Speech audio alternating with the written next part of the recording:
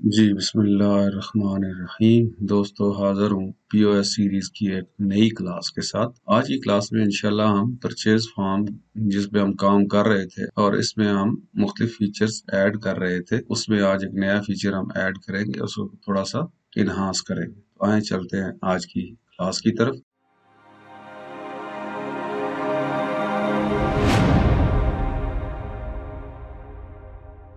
तो दोस्तों, यहाँ पे हमारा एक परचेज फॉर्म ये खुला हुआ है जिसको हम पिछली क्लास में डिजाइन कर रहे थे। यहाँ पे हमने इसको, मैं अगर चलाऊं तो हमने प्रोडक्ट्स यहाँ पे लगाई थी और यहाँ पे जब आप डबल क्लिक करते थे तो ये प्रोडक्ट हमारी इस बिल के अंदर शामिल हो जाती थी। जैसे मैं यहाँ डबल क्लिक करता हूँ तो ये प्रोडक्ट हमारी जो है वो यहाँ पे एक नई शामिल हो जाती थी हमारे बिल के अंदर। तो इसमें हमने यहाँ तक कर लिया था, लेकिन इसके नीचे जो हमारा ये total bill, discount, final amount और कैश पेड, ये हमने मैनिपुलेट नहीं किए थे। मैं ये चाह रहा हूँ, बल्कि हर एक सिस्टम में ये होता है कि जैसे ही यहाँ पे नई प्रोडक्ट डाली जाए, यहाँ पे फर्स्ट ईयर मैं 2 करता हूँ और इसको हम आगे लेके चलते हैं। यहाँ पे मैं उसकी प्राइस लिखता हूँ, फर्स्ट ईयर 300 मैंने लिख दी और ये ऑटोमेटिकली यहाँ पे 600 उसने कर दी।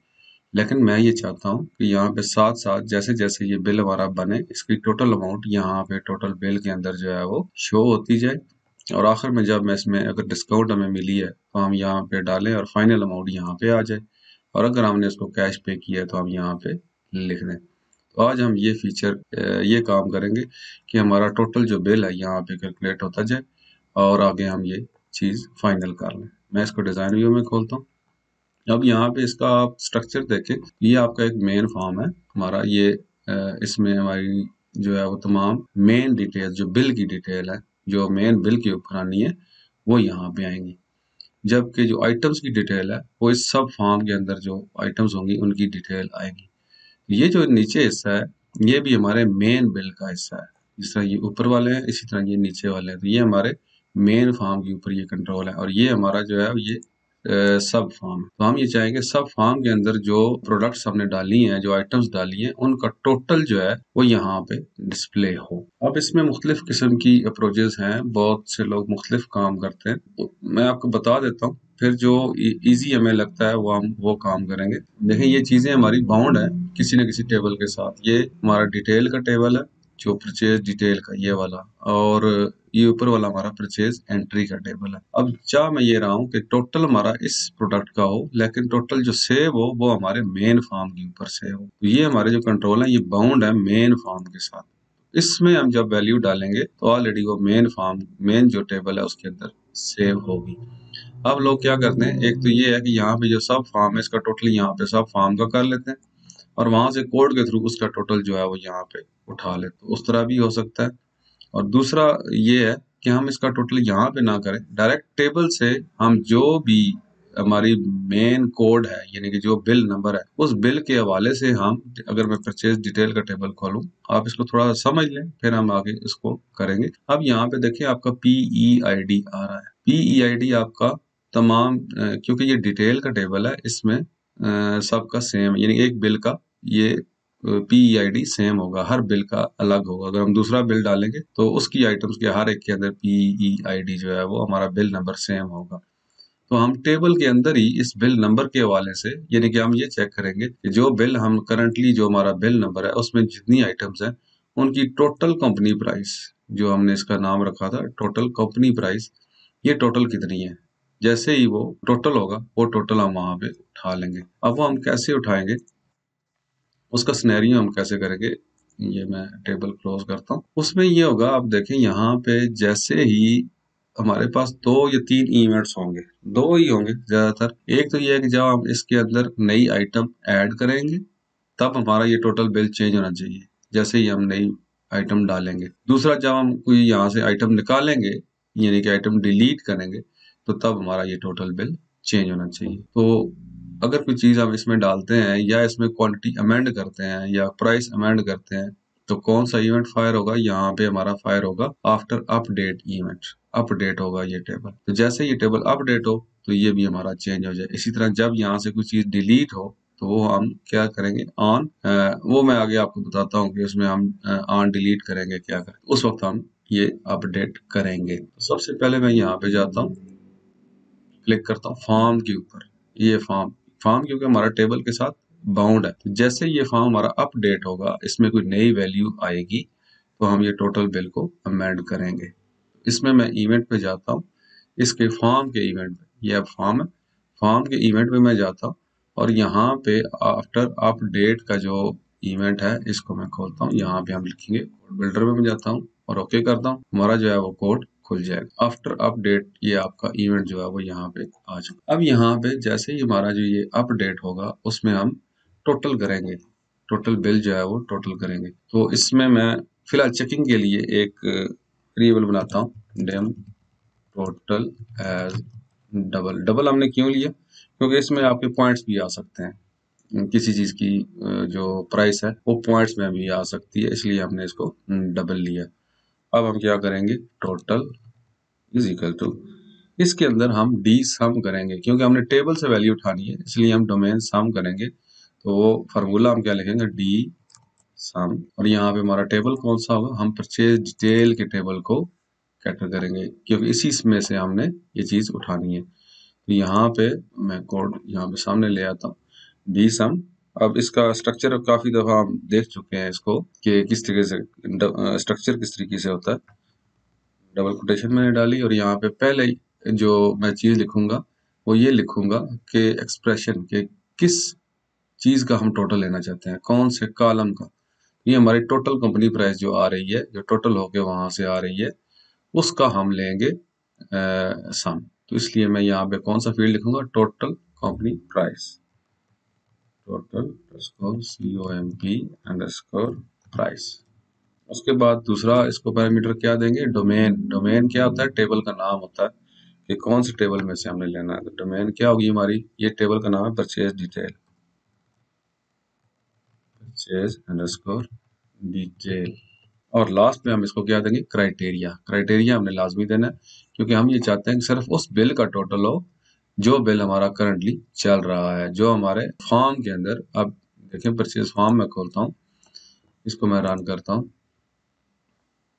तो जो बिल हमारा चल रहा है ऑलरेडी, यहाँ पे देखें बिल नंबर 1 है, तो हमने सिर्फ 1 का टोटल करना है ताकि यहाँ पे उस करंट बिल का टोटल आए। अब यहाँ पे दूसरी चीज मैं आपको दिखाऊं, डिजाइन व्यू में जाता हूँ, ये हमारा सब फॉर्म है। यहाँ पे हमने दो चीजें हाइड की हुई थी, देखें एक ये है, ये हमारी, अगर आप देखें गौर से, यहाँ पे इसका नाम है PDID, ये हमारे डिटेल टेबल की, ये जो परचेज डिटेल टेबल है इसकी प्राइमरी की है, ये हमने हाइड की हुई थी।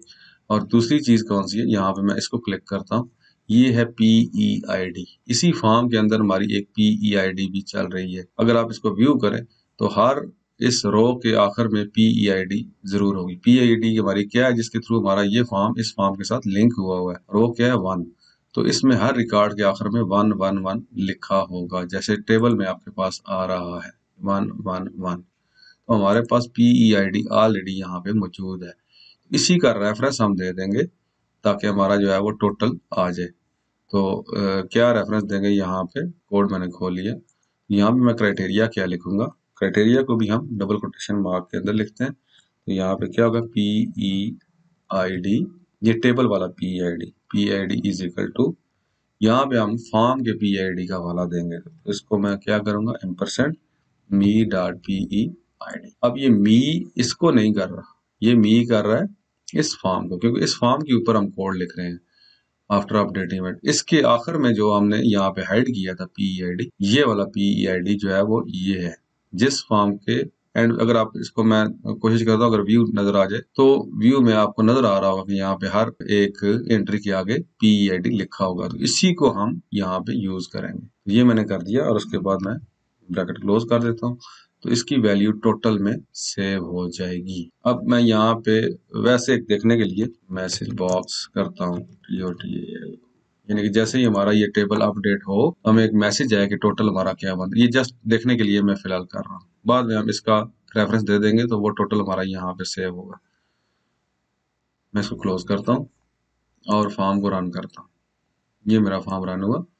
अब यहाँ पे ऑलरेडी आपके पास 3 आइटम्स हैं और इसका टोटल भी यहाँ शो नहीं हो रहा है। अभी भी खैर नहीं होगा, हमें जस्ट मैसेज बताएगा, अभी ये फॉर्म अपडेट नहीं हुआ। मैं एक नई इसमें डालता हूँ प्रोडक्ट, इंपीरियल लेदर, चले फर्स्ट प्रोडक्ट ये मैं डाल देता हूँ, ये यहाँ पे आ गई। उसके बाद मैं यहाँ पे लिखता हूँ 3 और इसकी जो प्राइस है वो मैं लिखता हूँ फर्स्ट 100 और यहाँ पे जैसे ही आप देखें यहाँ पे मैं टैब प्रेस करूंगा ये फॉर्म मेरा अपडेट होगा। देखिए जैसे ही अपडेट इवेंट फायर हुआ तो टोटल उसने मुझे बता दिया 4900। देखिए 2000 ये है 2600 प्लस 1100 और प्लस 1200 ये टोटल करके उसने मुझे 4900 बता दिया। अब यही जो टोटल है इसको हम यहाँ पे डिस्प्ले करेंगे। अब मैं इसको डिजाइन बल्कि यहाँ से मैं ये दो मिटा देता हूँ।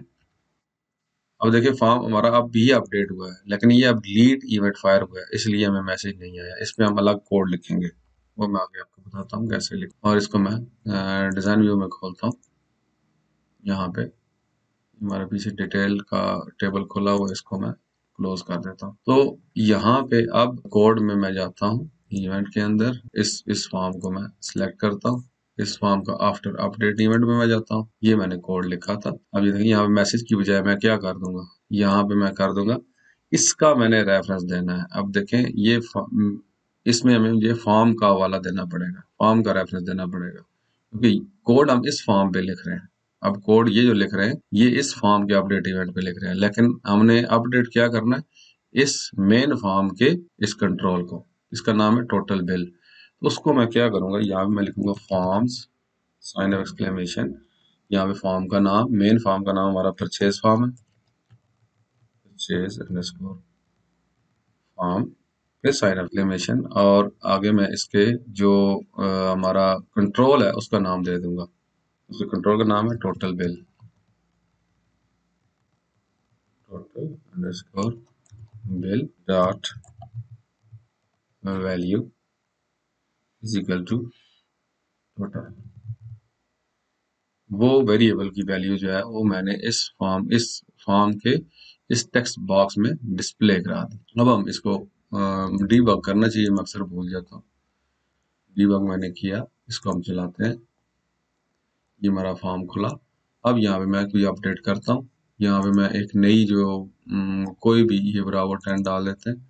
नए आइटम मैंने डाली। यहाँ पे इसको मैं करता हूँ फर्स्ट किया 5 और इसका जो रेट है वो मैं लिख देता हूँ कुछ भी लिख दें 250 और यहाँ पे गया ये मैं गया जैसे ही मैं इसको अपडेट करूंगा अब हमारा ये देखिएगा टोटल बिल जो है वो अमेंड होना चाहिए। जैसे ही मैं आगे गया मेरा टोटल बिल जो है वो अमेंड हो चुका है। जैसे ही ये अपडेट होगा नई आइटम डलेगी इसमें तो हमारा जो है वो टोटल बिल जो है वो अपडेट हो जाएगा। इस तरीके से हम ये अपडेट करेंगे।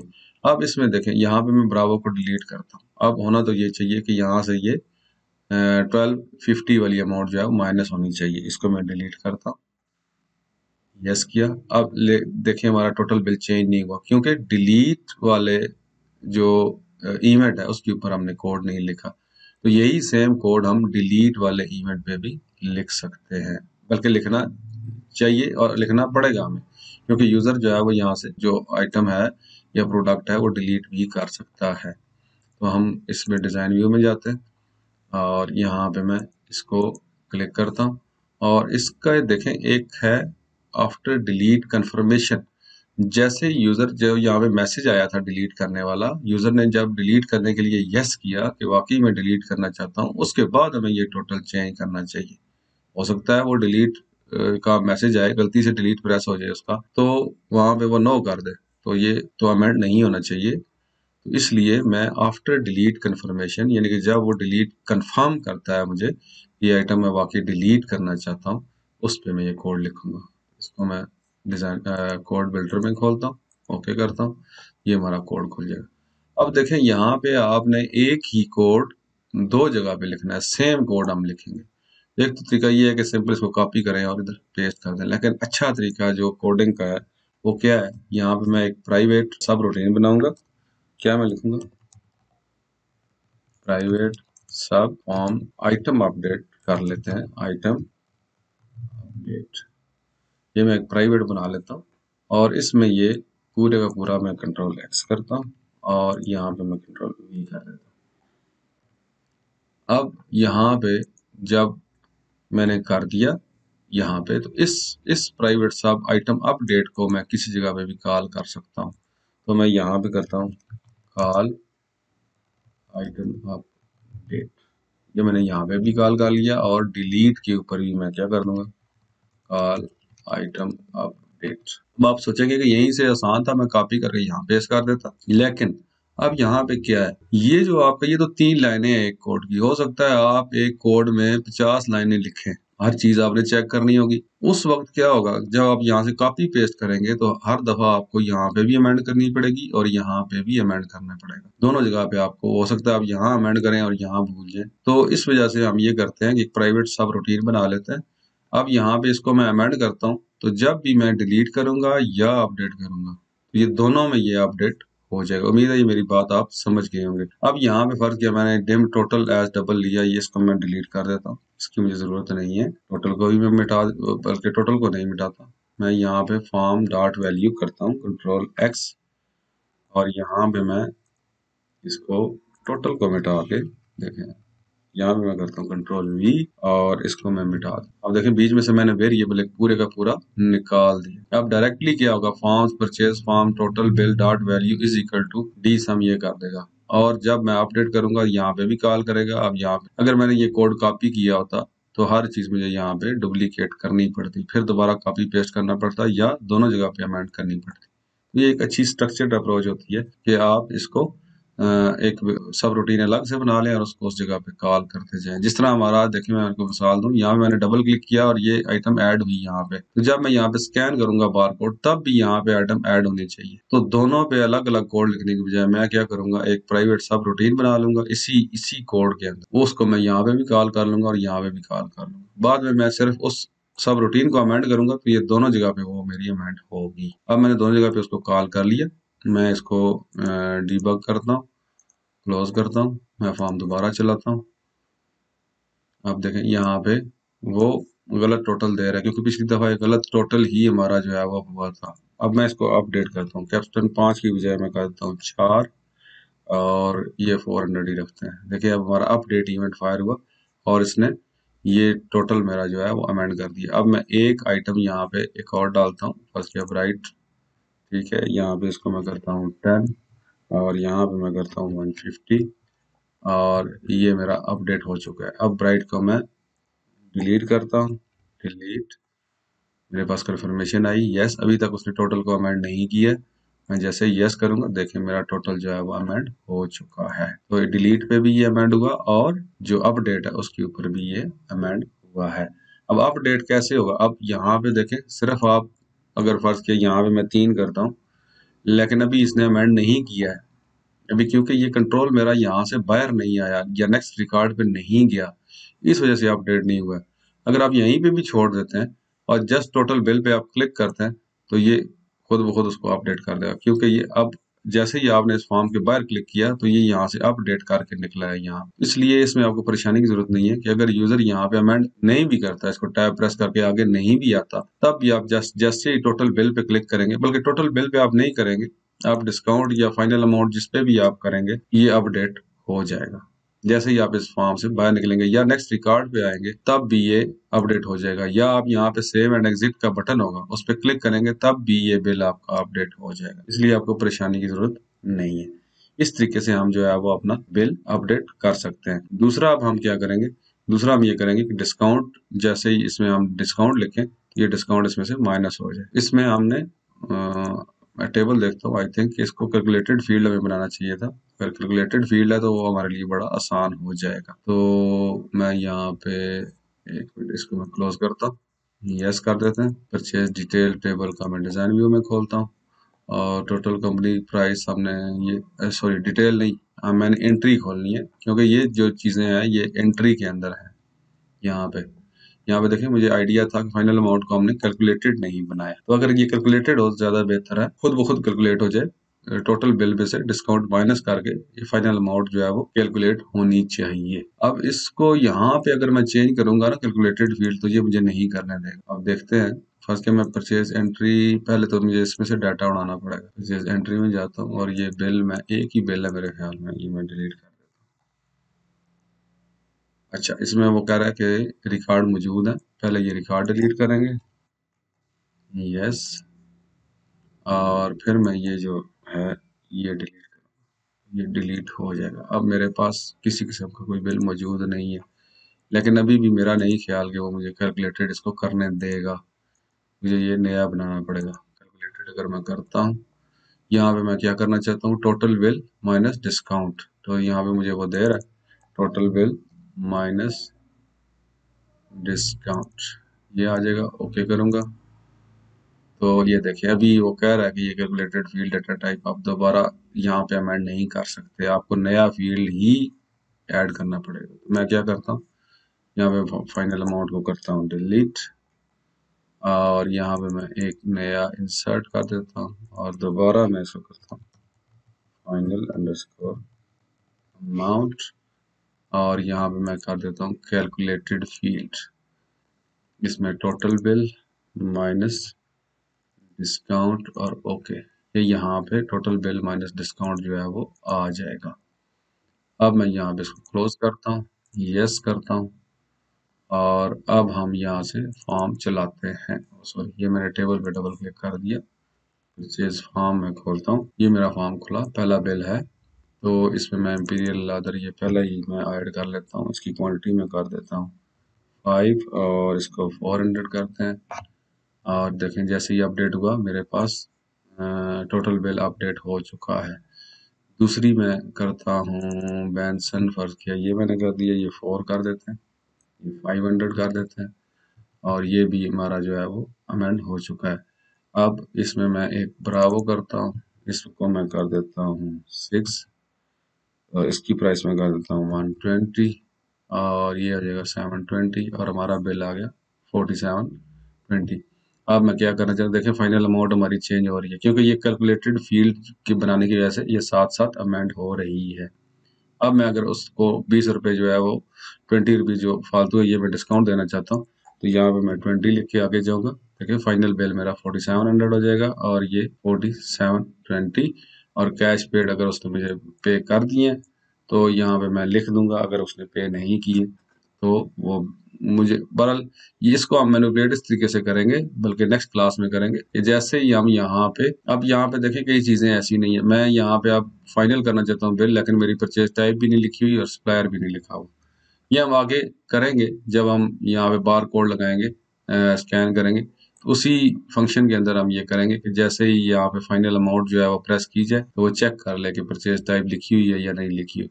तो मेरा मैं कहना ये चाह रहा था कि हम परचेज टाइप के ऊपर अगर हम कैश परचेज करते हैं तो ये अनेबल होगा, अगर हमने उसको कैश पे किया है तो। अगर हम यहाँ पे क्रेडिट परचेज करते हैं तो ये डिसेबल हो जाएगा, यहाँ पे हम कैश पे दर्ज नहीं कर सकेंगे। तो इसी तरह सप्लायर का तो खैर चुनना जरूरी है, और जैसे ही मैं सेव एंड एग्जिट बटन यहाँ पे बनाता हूँ, जब हम सेव करेंगे तो फिर हम जो है वो इसको चेक कर लेंगे कि सप्लायर हमारा लिखा हुआ है या नहीं, और क्रेडिट परचेज है या नहीं है, जो भी है वो हम नेक्स्ट क्लास में कर लेंगे। तो उम्मीद है ये क्लास आपको पसंद आई होगी। अगर क्लासेस पसंद आ रही हैं तो क्लासेस को शेयर करें, चैनल को सब्सक्राइब करें, ज़्यादा से ज़्यादा बेल आइकन प्रेस करें ताकि नेक्स्ट क्लासेस के आपको नोटिफिकेशन भी मिल सके और आप क्लास मिस ना करें। बहुत शुक्रिया, अल्लाह हाफिज।